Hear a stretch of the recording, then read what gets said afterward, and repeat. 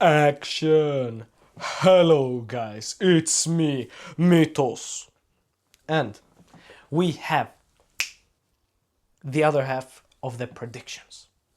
So we left off with Philip versus Manuel.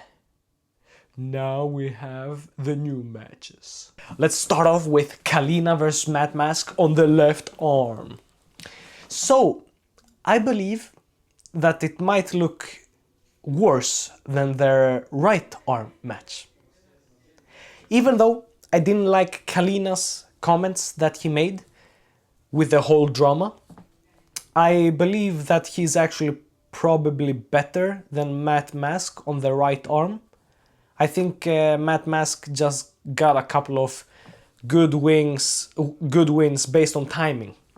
And I think that this will bite him right on his...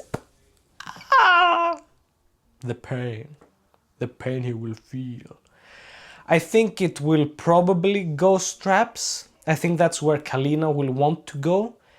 And from there he will pin him. I think it's gonna be 3-0. I think maybe perhaps he gets even pins outside the strap. I think his hand will be way too dominant and way too strong for Matt Mask.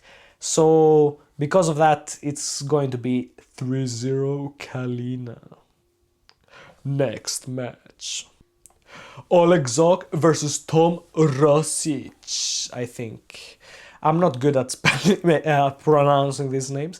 So, they've had a match in WEF, I believe, a couple of years ago. And that was a very balanced match. But you can't really count with tournaments because it depends on who you meet and all that jazz. So I believe it's gonna be a good match. I believe it's closer than people might think. I think that right now in social media Oleg Zok is an overwhelming favorite. I believe it's closer than that. I will give a slight edge to Oleg, 60-40. And I think it will be a war. It might be either 3-1 Oleg Zok or even 3-2 in a war, because I believe it was best out of 5. Actually, let me check that real quick. So I was mistaken. The left arm with Oleg Zok is best of 7. Makes it more interesting. I believe that Oleg Zok does not have the same endurance that he once did, so I think it will be really close. It's either 4-3 for Tom Rosic or a 4-1, 4-2 victory for Oleg Zok.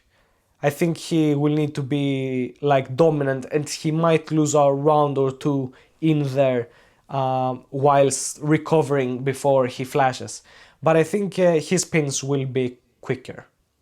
So next match, Mindaugas Tarasaitis versus Danil Ustadinov. So basically,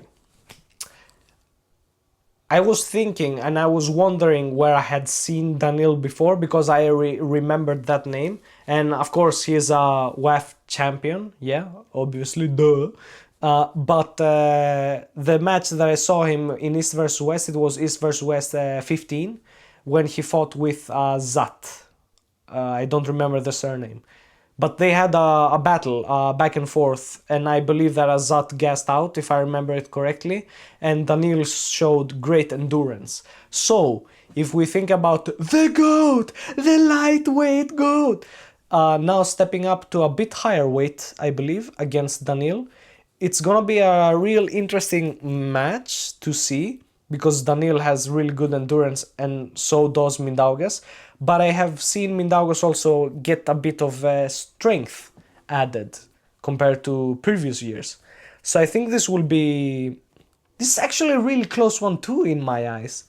I will give a slight edge to Mindaugas. The score will probably be like 3-2? 3-1? So, on to the next match. Jablonski versus Table will show. Versus David Daddy Can. David the daddy that can. So, I think that David Daddy Can has the slight edge, but he also like gets hurt a lot, so I don't really know where to place him. But because he's really explosive off the go and he's really good on that dragging hook style, which I believe it's the kryptonite of Camille, I think that it will be a really quick like 3-0.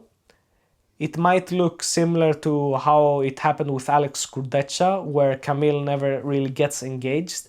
He might get like one stop in a hook, maybe, but I think that because, Todd Hutchings also said, David Daddycan is really good on that first surge, but then his second surge is also very aggressive. At the same time, we've seen David Daddycan lose on the left arm against Evgeny Prudnik. And I don't know, man, can Evgeny beat like someone like Camille on the left arm? I don't really think so. But I also think that Prudnik, when he's in good shape, he's a bit more technical than Camille. So I think it will not come into play, and I think it will be going David Daddycan's way. But we'll see. Either 3-0 or 3-0. No, it's either 3-0 or 3-2 for Camille. That's the way I see it. So 3-0 David Daddycan or 3-2 Camille. Yoshi versus Petro Maharit. What a great match. I really don't know how it will go. I think that I'm slightly in favor of Yoshi, and that's because like he's really good at defending side pressure hits, as we saw with Todd Hutchings. And I don't think that Petro Maharit is... I don't think he has more side pressure power than Hutchings. And I believe that his hook lane will not really be accessed. I think that Yoshi will crack him, either right off the go, when they say go, or during the match he will crack the wrist. And when the wrist is compromised, I don't think Petro Maharit will have a way to get back in there. I think that he will fight until the end, so even if he loses the wrist, I think he will try to go to the side. He might even throw in some sort of like press. I think that Petro will really fight for this, but I believe ultimately that Yoshi will have a bit too much pronation, a bit too much technique, and I think he will take it. It will be either like 3-1, Petro might get one real quick on Yoshi on the first round, but then Yoshi will adjust and win. And the only way that I see Petro Maharit winning is if he's really explosive and if he's really like strong. So he just runs through Yoshi 3-0. But that's an improbability, I would say. Yeah, that's it. Let's see when the complete card gets out, yo. Let's see. Thanks for watching. Like and subscribe. Enjoy. See you later for more.